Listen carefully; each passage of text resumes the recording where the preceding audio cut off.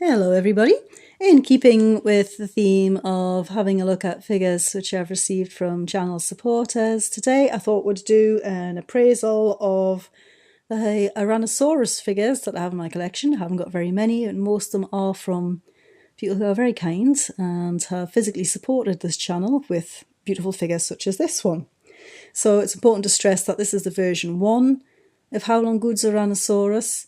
Now, Uranosaurus was a member of a family that included Iguanodon, ultimately, and Iguanodon and its relatives, of course, all had a large thumb spike, and as you can see, this figure is lacking that thumb spike. This figure has since been retooled and modified to include the thumb spike, and you can get that figure from Everything Dinosaur. I'm not going to worry too much about that with this figure because there's still plenty of merits, and I'll just get this version over here, which I've had for quite a while, and I did start to modify myself and I've just never got around to completing, where I have added a thumb spike of myself using 2-part epoxy putty, and one of these days I will get around to painting that and blending it all in, and I might even do that with this version I've got now as well, because it really doesn't take much to do. But that aside, this figure has so many merits. We've not really had any decent Uranosaurus figures mass-produced. It's a bit like Ceratosaurus. It's one of these species that gets overlooked by toy manufacturers despite being rather interesting. There's not really, I mean, personally I find all ornithopods quite interesting, but Uranosaurus with this big flashy sail on its back is a particularly curious creature. Prior to the Howlong Good version, I think the best version we've had really is this, which is from Batat, and this is also courtesy of a friend and channel supporter who I can never really say thank you to enough. This is the Uranosaurus from Batat, and it's over 1/4 of a century old. In fact, it might be over 30 years old, this one. And the anatomy and the detailing of this figure still kind of holds up today. It comes to something when a figure this old is still one of the most proportionally correct figures that we have. It's a little bit dated, it's got this long narrow skull, but I'll come on to that in a second when we have a look at this beautiful Howlong Good version. As you can see, the Howlong Good version has a slightly deeper head. It's very duck-like in some ways. And what they've done here is they've carried up the keratin from the bill up and over the snout and up to the crest that's slapped between the eyes here. And you can see that was beautifully painted as well. It goes from a lovely orange and it's fantastically blended into yellow up here. There has been a little bit of criticism about the paintwork on this figure, that it could have done with a dark wash to bring the details out. But you can see the details here in this light and how fine they are. The other thing I'll say is subsequent research has shown that a lot of the hadrosaur family probably had soft tissue here rather than hard tissue, but that's by the by. As you can see, the eyes beautifully painted. So many details on the jaw and the scales here and the ear opening. You see the nostrils at the front as well. Everything's well positioned and well placed. The detailing in the skin folds on the neck gives the impression of an animal with a very, very thick hide. The scales are quite dense and deeply cut. I know some people feel this is unrealistic because you wouldn't be able to see the scales on a creature this size on life. It wasn't a very big ornithopod, only around 7 meters long and 3 meters high to the top of the sail here, and very lightly built as well, compared to its cousin Iguanodon. Now, the only really decent Iguanodon that's out there is this odd hybrid Mantel Iguanodon from PNSO. This is an absolutely stunning figure, which is a bit of an odd one because this is a Mantellosaurus head. Of course, Iguanodon was named by British pioneer Gideon Mantell when he and his wife found teeth when he was on his rounds one day. The holotype has now been changed to the dinosaurs that were found in Belgium afterwards. For some reason, PNSO have given this Iguanodon an Iguanodon body. You see this is incredibly heavily built. This is all quite accurate in terms of proportions and build.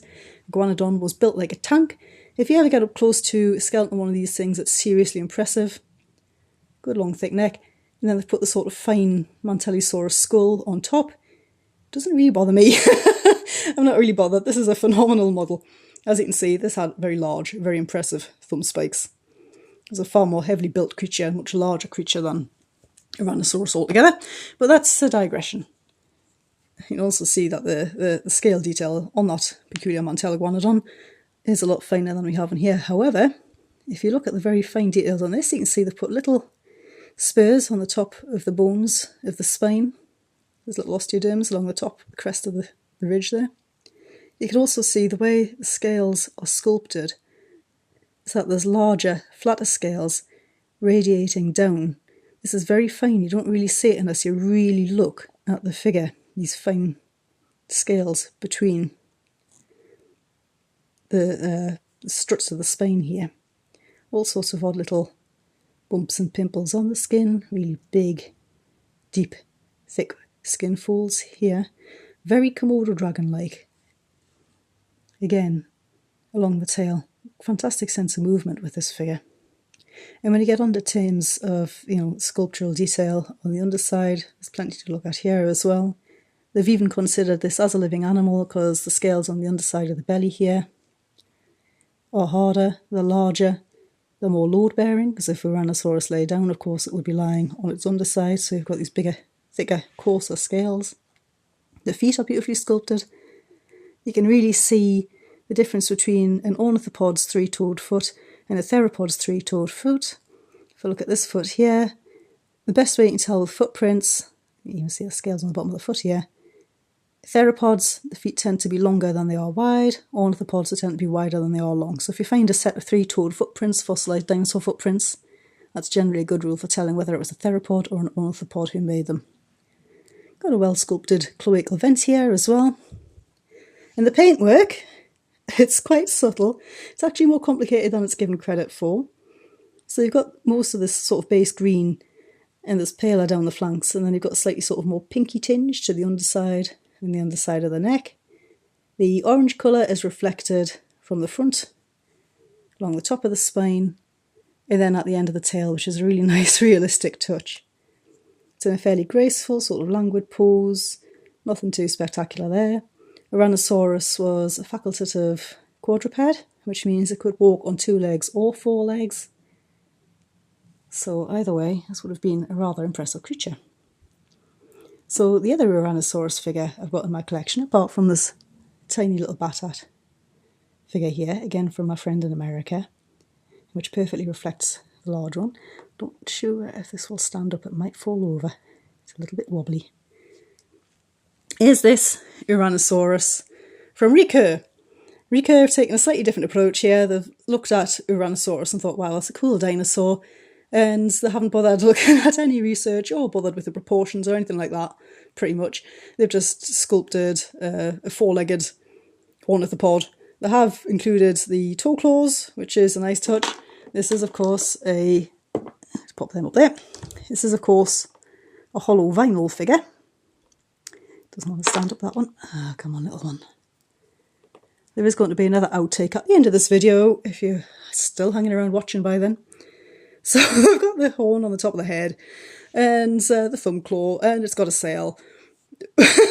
Rika are cleaning up their act a bit. They are starting to produce slightly more serious dinosaur figures. And as you can see, this is a league apart from both the Batat and the Howlong Good figures we've got in the background. Howlong Good figures are starting to compare very favourably with other large Chinese brands, which is PNSO. This is the most expensive ornithopod I have from PNSO. I still don't know why this figure was the cost it was. They've produced 4 superior figures, in my opinion, for lower price. In comparing this to Howlong Good, they seem to have fairly similar production values. And if you look at Howlong Good figures, there's no seams or sharp edges. You know, there's nothing rough in the finish of these figures. They're very, very well done. And even these older ones like this, PNSO follows suit. They're clearly very proud of what they do. There's nothing rough on there, apart from the inevitable legal information on the underside. Very, very nicely done. Beautiful figures. As you can see, in terms of production values, they're very comparable. Uranosaurus here is unusual among ornithopods. It belongs to a family that, of course, evolved into the hadrosaurs, so they're all sort of within the same sort of group. It had this little point on the top of its head. Maiasaura, This is a later Howlong Good figure. This is one that's come out quite recently. Had a little double crest above the eyes as well. And you can see the difference in the sculptural detail between this figure and the older Uranosaurus. This really is an exceptionally detailed figure. And I think this one, in terms of the sculptural detail and the quality and the attention to detail that's been paid to this as a living animal, is absolutely exceptional. You know, Howlong Good are really doing very, very well. They're certainly very passionate about the figures. Again, the only other decent figure we had up until that point of Maiasaura was this rather garishly coloured Maiasaura from Batat Terra here as well. And of course, they've changed the design with a little crest on the top of the head since then.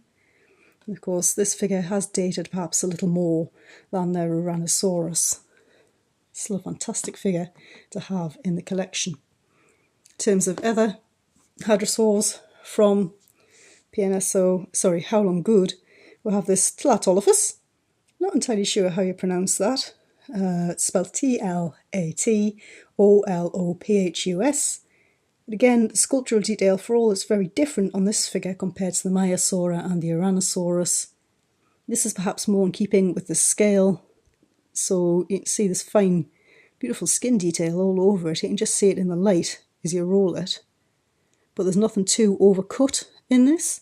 The paint scheme's a lot more subtle. It perhaps could have benefited from a better paint scheme, but in terms of the sculpt, this is an absolutely outstanding figure. And this is, of course, the sort of thing which had ancestors rather like Uranosaurus. A lot of fantastic detail on that one. Who's falling over this time? There goes Maiasaura. And then another recent Howlong Good hadrosaur we have is this phenomenal Edmontosaurus. In terms of sculptural detail, this one's definitely comparable to PNSO's, which is a magnificent figure. I personally just prefer this one, although they're both absolutely fantastic. I think it's just this one's a little bit smaller. So I hope you've enjoyed having a look at all these figures with me. Really, I should move the Tlatolophus and put our Uranosaurus back front. First and foremost, as the video was mostly inspired by this figure, and I hope you've enjoyed having a look at this fantastic, this somewhat wobbly herd of hadrosaurs and hadrosauroids that I've got here. I highly recommend picking up all of these Howlong Good and PNSO figures, and I hope to see you in the next video.